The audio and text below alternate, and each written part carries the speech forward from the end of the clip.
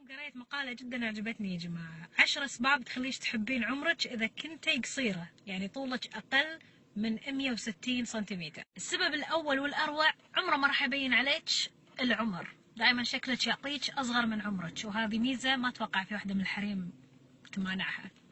الميزة الثانية، دائما تكونين في المقدمة. قانون المدرسة، القصيرة قدام والطويلة ورا، يعني بالصور، بالمسرحيات، بالعروض، بالطوابير، انت أول. ميزة رقم 3، ما تحاتين تلبسين كعب. تلبسين كعب متى ما تبين، ما تصيرين أطول من ريلك ولا أطول من الريايل اللي حوالينك، طولك طبيعي.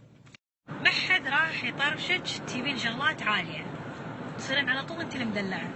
الطوال هم اللي يروحون يبغون كل شيء حقك وانت قاعدة بمكانك. رقم 5، الكل وده يساعدك. انت واقفة بالجمعية، اختي اساعدك اجيب لك شغلة. اي والله ما طول. ثانك يو. رقم 6، ما تتعبين تلاقين زوج المستقبل. اذا تبين ريال اطول منك، حتى الريايل القصار اطول منك لما تكونين قصيرة، سهلات.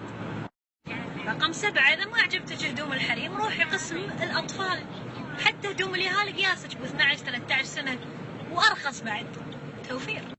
ما تحاتين راسك يطق بمكان لما تدشين اماكن صغيره او اماكن ضيقه، نفس البيبان، لما تركبين داخل باص، لما تروحين اي مكان. رقم 9، اليهال كلهم يحبونك، حسبالهم انت قدهم، وشكلك دائما بريء، ما حد يقدر يتهمك بشيء، الكل يقول معقوله النتفه البريئه هذه يطلع منها كذي.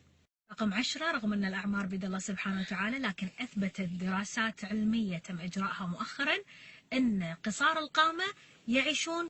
اتوقع عقب ذناب اليوم كل السنافر بالعالم بيشوفون نفسهم ومهرهم بيصير اغلى، بنمشي ونقول انا قصيره مدلعه وهارد لك يا طويل.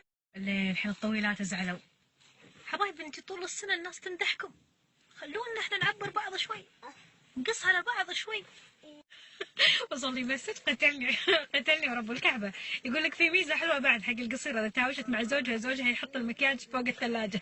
تخيل نفسي وانا